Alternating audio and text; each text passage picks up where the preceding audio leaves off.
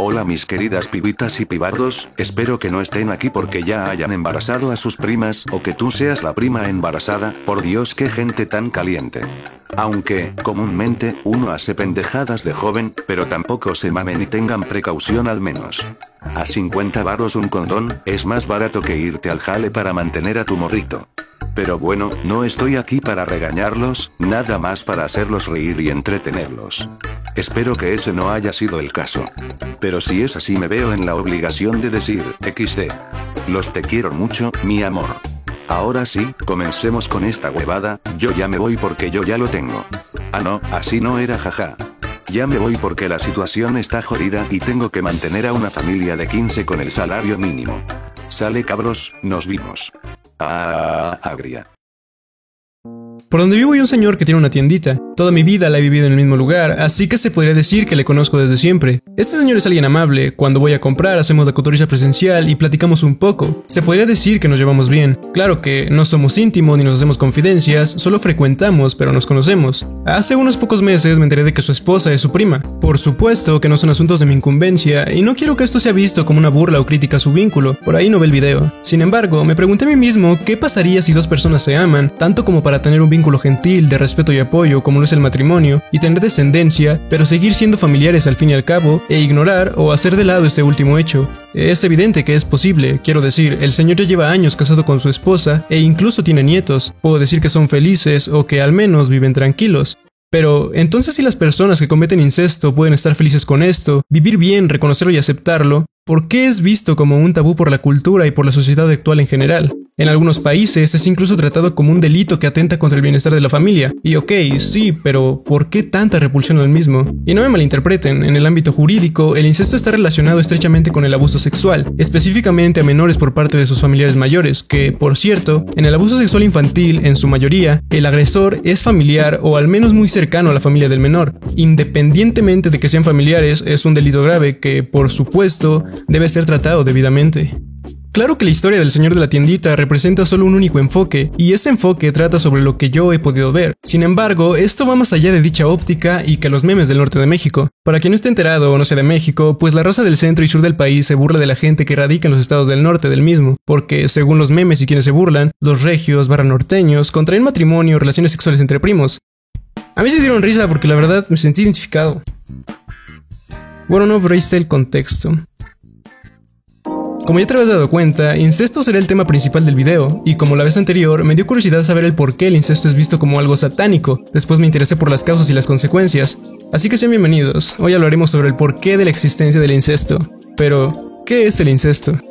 A mí me gusta agregar la definición de Wikipedia o del diccionario de Google porque es muy digerible la información y considero que es muy bueno tener un concepto sencillo o básico como conocimiento a priori. Según la Wikipedia, incesto es la práctica de relaciones sexuales entre individuos muy próximos por consanguinidad, sea parentesco biológico o consanguíneo. Se califican como incestuosas en todas las culturas a las relaciones sexuales entre hermanos, entre madres o padres y sus hijos, entre tíos y sobrinos, entre abuelos y nietos, y así todos los ancestros consanguíneos con sus descendientes. Aunque la consanguinidad es menor, en muchas culturas se considera también incestuosas las relaciones sexuales entre tíos, primos y sobrinos. Por otro lado, el diccionario de Google nos lo resume diciendo que es la relación sexual entre familiares consanguíneos muy cercanos o que proceden, por su nacimiento, de un tronco común.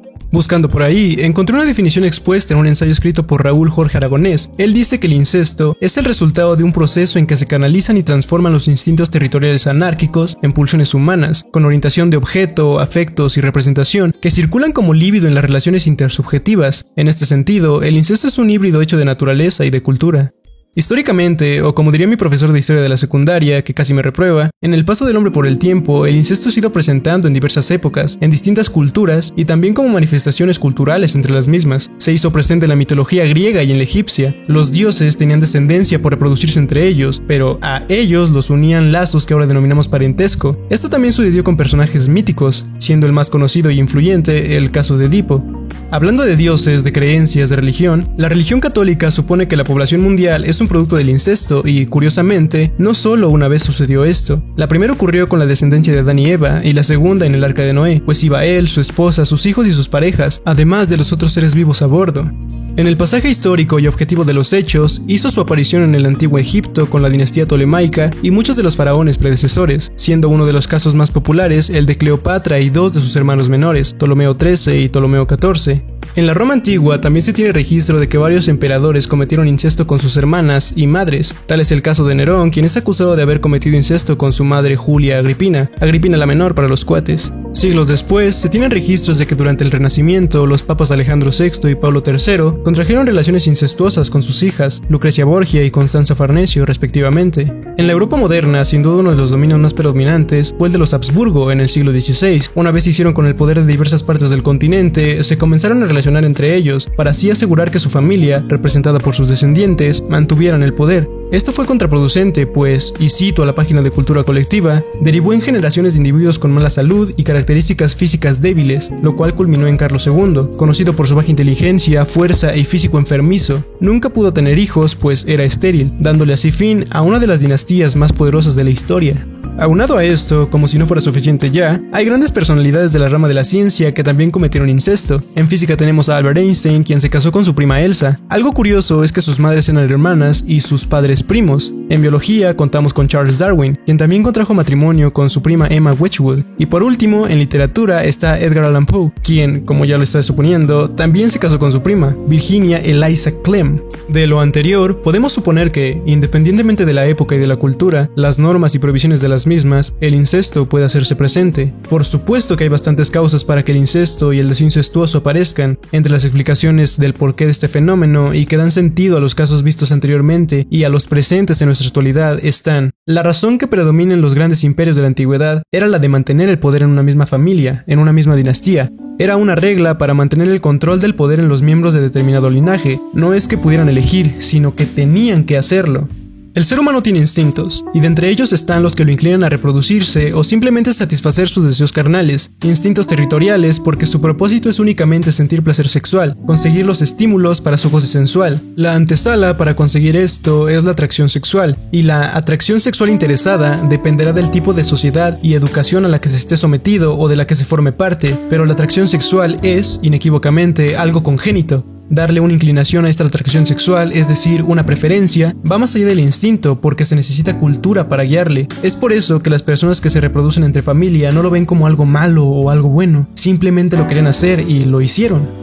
Otra particularidad es la de la generación del vínculo, la confianza y el respeto antes de la atracción sexual, pues ahí no va como predominante el deseo incestuoso, sino la afinidad y afecto por la otra persona. Así, los títulos de familiares, simbólicos por cierto, se verían deshechos, pues de nada importa si desde siempre se fue algo más. Por último, y esto a causa de que estaba leyendo un libro de Carl Gustav Jung titulado Sobre el amor, voy a narrar otra de las tantas causas del incesto. En tiempos remotos, en condiciones de barbarie y entre tribus primitivas, cualquier mujer era más o menos buena. Esto aclara el incesto entre campesinos. Existen casos extraordinarios en Suiza. He aquí un caso del que oí hablar hace poco. Un campesino joven quería casarse. Su madre y él poseían una buena propiedad. Por eso la madre le dijo: ¿para qué casarse? Solamente habrá más bocas que alimentar. Debería irme y me tendrías que mantener. Si quieres una mujer, puedes tomarme a mí. Aquí tenemos al campesinado, y algo así sucede por motivos económicos. Los tribunales sostienen que en algunas localidades el incesto por motivos económicos es tan frecuente que ya no vale la pena ocuparse de ello, no se hace el esfuerzo. Por otras partes se descubren cosas así, en algunas de las islas británicas, en las Hébridas, entre otras. Las condiciones de vida de las personas son extremadamente colectivas, se vive instintivamente, de ningún modo psicológicamente.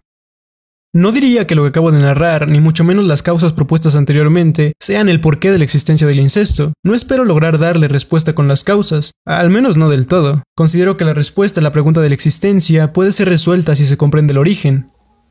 Tabú hace referencia a la conducta moral o lógicamente inaceptable por una sociedad, individuos, grupo humano o religión. Es la prohibición impuesta por ciertos respetos o prejuicios de carácter social o psicológico de hacer o decir algo determinado. Para comprender por qué el incesto es considerado tabú, es necesario entender que antes de la aparición del ser humano, de la historia y de la prehistoria, por ende del ancestro más antiguo que tenemos en común, el mundo estaba regido por la naturaleza, por leyes simples que solo tenían como propósito generar individuos aptos para su medio y coexistir con las demás especies del ecosistema. Llamamos evolución a la descendencia con modificaciones gracias a Darwin, y como consecuencia de la evolución hubo especies que desarrollaron capacidades, en este caso físicas e instintivas, que los hacían más o menos aptos para la sobrevivencia. Dentro de la evolución está inmerso el mecanismo de selección natural, pues es la explicación lógica para el proceso de evolución. Este nos indica que para que las descendencias modificadas se adecúen de mejor manera para vivir en sus entornos con el paso del tiempo, es necesario que aquellos individuos con rasgos ventajosos para la supervivencia y la reproducción hereden los genes que provocan estos rasgos para así pasar de lo ventajoso a lo común. Esto supone la adaptación y buen funcionamiento de todos los miembros. Teniendo una población apta, se desarrollarán nuevas capacidades que, eventualmente, provocarán otra evolución. Dado que la selección natural depende del ambiente, y gracias a la existencia de la cadena alimenticia y la interacción entre las especies, se dio lugar a la existencia de individuos dentro de una misma especie que poseían mejores características para la supervivencia y la reproducción. Esto, a su vez, supuso la existencia de individuos macho y hembra dentro de las especies animales, dando lugar así a los líderes de la manada. Pero no se confundan, la selección natural no es ideal, tiene un propósito, sí, pero es un proceso lento y aún más para que se pueda llamar propiamente evolución. Digo esto porque dentro de un ecosistema en donde ya estaba haciendo aparición la selección natural, existían especies inferiores en cantidad y especies superiores en calidad, una relación violenta y quizás en caos que a su vez es la armonía de la naturaleza, y esto también le sucedió y continuará sucediendo a todas y cada una de las especies animales. Así, macho y hembra pasan a ser los responsables de llevar a cabo la selección natural. Para ser más precisos, son los dueños de la sexualidad de los individuos miembros de su grupo. Por tanto, no son portadores del instinto incestuoso. El incesto no existía, simplemente eran dueños de la sexualidad orientada por la selección natural y por sus propias apetecías. A la selección natural no le importa el parentesco, porque no existe tal cosa. Simplemente hay jefe y manada. Es cierto que a las crías los progenitores los cuidan y protegen de peligros del ambiente, les enseñan a sobrevivir para que puedan integrarse a la vida en manada, pero pasada la crianza, todo apego se pierde en la indiscriminación de la manada. Si no existen lugares simbólicos, si no se establece la relación y la diferencia generacional, no hay prohibición y no hay incesto. En todo caso, y esto también es aplicable para el hombre de la prehistoria, por supuesto que sus antecesores también, el incesto, los instintos sexuales y de reproducción, no eran más que sexualidad indiscriminada que solo atendió a la perpetuación de la especie. Así, el incesto tiene un origen puramente natural, pues es la consecuencia de un instinto natural y de supervivencia. Entonces, el incesto fue la antesala al desarrollo de la estructura familiar, que en aquellos tiempos debió de ser una idea incongénita, y que gracias a la anarquía de los instintos que terminaron siendo efectuados, es que ahora existe el ser humano civilizado y con modales, bueno, en comparación al hombre primitivo. Así, hablando de actualidad, pues falta respeto y reconocimiento y mucha valoración de la intimidad. ¿Sí o no, chavalada? ¿Por qué es incesto visto como un tabú? El antropólogo Levi Strauss describió en su libro Las estructuras elementales del parentesco el proceso de la fundación de la estructura de parentesco por medio de la prohibición del incesto. Esta prohibición se hizo presente de manera universal en muchos grupos humanos. Eventualmente dio paso al desarrollo de una cultura en donde no solo había relación sanguínea y genética, sino que también había filiación, alianza, afecto y lugares simbólicos con un significado más allá de lo racional, la familia, pues el parentesco se encuentra únicamente en la conciencia de las personas. Es un sistema arbitrario y no el desarrollo espontáneo de una situación.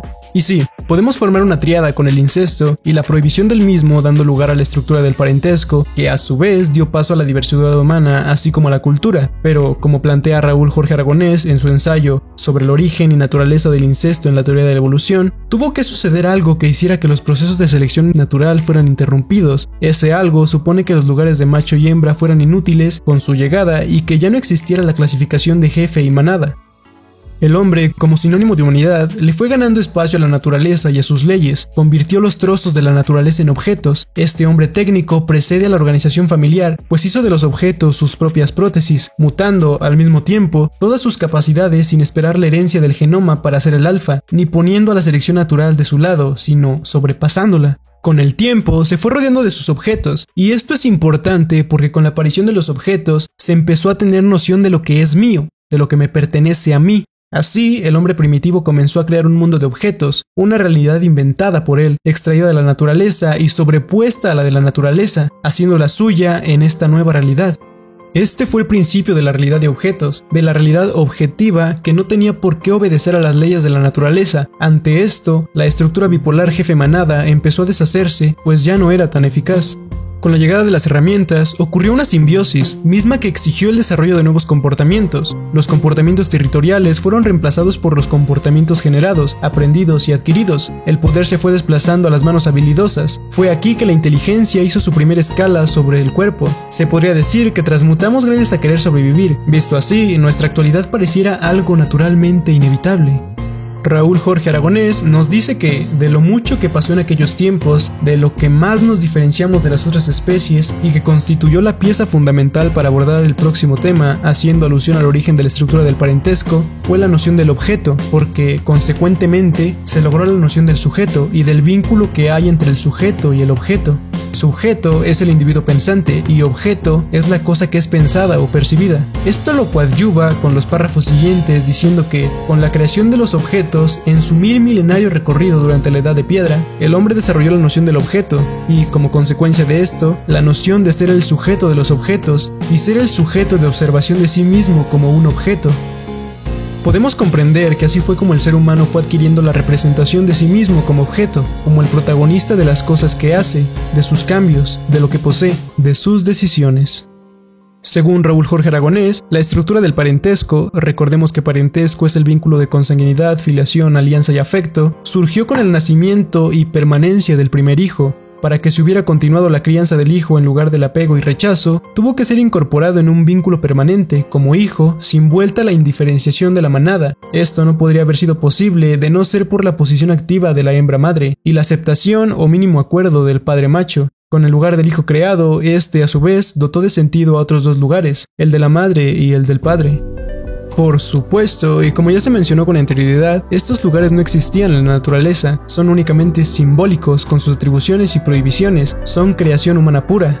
Podemos corroborar lo anteriormente expuesto diciendo que la madre retuvo al hijo y que éste con su padre era sumiso y obediente. Así, el padre no tendría por qué echarle de la manada, pues encontró en su hijo a alguien que lo defendería o supliera cuando a él le llegasen a faltar las fuerzas. Con esto, el hijo no tendría intenciones de arrebatarle lugar al jefe de la manada, como en el enfoque de Freud, pues estaría protegido y, eventualmente, él tomaría el lugar de su padre. Una vez ignorada la selección natural, todos eran capaces de hacer las mismas cosas que todos. Por supuesto que debieron de aprovecharse de las aptitudes individuales para llevar de mejor manera la supervivencia, pero en cuanto a objetos, sí que puede hablarse de cierta igualdad de condiciones, y esta igualdad de condiciones fue lo que les quitó el sentido a los lugares de macho y hembra líderes de la manada, a la vez que los vínculos simbólicos eran reconocidos por todos y que tenían cada vez un significado más profundo, más personal. La sexualidad indiferenciada se volvió prohibida, es decir, se volvió incestuosa. Edward Westermarck ideó una explicación para esto, conocida popularmente como el efecto Westermarck, el cual nos indica que el ser humano surgió con una propensión innata a buscar pareja fuera de la familia. Propone que la estrecha proximidad física desde la primera infancia, más que una proximidad genética, es lo que inhibe el deseo sexual.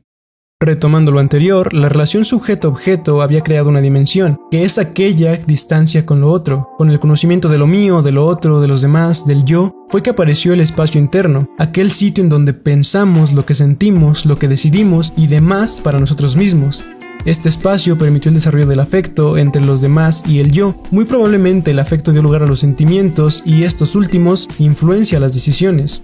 Se propone que las hembras madre comenzaron esto, porque no solo era el hecho biológico del embarazo, la crianza y la preparación del hijo, ahora había un vínculo humano, la relación sujeto-objeto, en donde se procuraba por lo que es mío, por lo que se quiere y no se quiere perder, quizás, y de hecho es lo más lógico, amor. La naturaleza seguía estando, pero la cultura se estaba introduciendo a través del desarrollo de vínculos, comportamientos y objetos que se iban acumulando y transmitiendo no solo de generación en generación, sino también en la memoria social. El hombre de la actualidad ha dejado atrás su pasado territorial o han quedado huellas de aquel pasaje. Podemos decir que el incesto tiene un origen biológico y natural, y que la prohibición del mismo es un acontecimiento social incorporado a la herencia. El psicoanálisis nos indica que la explicación del incesto se debe al resurgimiento de los impulsos de dominio perdidos del macho alfa en los hijos hermanos, la renuncia a la rivalidad por la jefatura para la consolidación de la estructura del parentesco. Como consecuencia de esto, la reprensión de la sexualidad indiscriminada, que puede regresar en cualquiera de los integrantes. Sin embargo, culturalmente estamos sometidos a un proceso en el cual se nos enseña que con nuestros familiares tenemos un tipo de relación único, un vínculo que no se tiene con nadie más, que tiene afecto, consanguinidad, filiación y prohibiciones. Esto hace que seamos incorporados como sujeto y como sujeto sexual, con pulsiones y con sexualidad discriminada a la vida social. El argumento cultural no dicho pero sabido por todos es que aprendemos a no desear a nuestros familiares porque el sistema moral de la sociedad a la que pertenecemos así lo prohíbe, así nos lo enseña. Y por supuesto que hay razones para que esto sea así y que tú sepas esto. Basta con echar una ojeada a la información respecto a las consecuencias de la transmisión de cuadros genéticos paralelos en los individuos que son producto de una relación incestuosa. Sin embargo, si en principio es lo que permitió que pudiéramos expandirnos como especie, llevado a los extremos, que evolucionáramos y que pudiéramos comunicarnos para que al día de hoy puedas vivir en un mundo en donde casi todas las cosas a tu alrededor cuentan ya con un significado hecho definición en símbolos que comprendes y que puedes interpretar y aprender, pienso que al menos debe ser comprendido. La cuestión está inmersa en la dualidad de lo bueno y lo malo, respecto a lo que está permitido o no, para ser más precisos, lo correcto y lo incorrecto. Debo decir que me dan igual esas cosas, y eso es quizá porque aún no estoy apto para abordar una discusión sobre si está bien o si está mal la aparición del incesto en nuestros días, más allá de no haber estudiado lo suficiente, de no saber lo apropiado para llevar a cabo un debate, pues la multilateralidad y relación de la palabra incesto es más que una cuestión genética, pero sí es verdad que esto depende en absoluto del enfoque por el cual se ha visto. Lo que sí sé es que quizá lo más objetivamente posible para decir es que el ser humano siente, como si se tratase de un instinto desarrollado e incomprendido, dado que es un a priori proveniente de la ignorancia y el desconocimiento, repulsión hacia sí mismo y sus semejantes, de una o de otra manera. En este caso, se trata de que nos causa hastio ver la cultura, por tanto los comportamientos de seres humanos de épocas pasadas en nuestra contemporaneidad, pues somos la culminación de aquellos seres humanos, que vistos desde nuestros ojos y en comparación, es evidente que la forma de vivir ha cambiado y se ha desarrollado aún más que la que a ellos les tocó vivir, incluso de entre una década y otra, una etapa del pasado y el ahora de uno mismo, uno siente el cambio que ha tenido. Aunque, paralelo a esto, también está el deseo causado por la nostalgia de volver a muchos aquellos entonces. Simplemente nos desarrollamos y aprendemos más cosas, y hacemos que quienes conforman la humanidad reciban todo esto para que en un futuro puedan brindarle a quienes nos van a suceder lo que la misma humanidad también nos brindó en el pasado. Entonces, tenemos que comportarnos como tal, ¿no es así? No hacer lo que se hacía, pues porque ahora tenemos una forma de hacerlo que viene de ellos, pero ¿es nuestra? En fin, espero que el video te haya gustado y que lo hayas pasado bien. Te invito a que te suscribas, pues estaré subiendo videos con regularidad.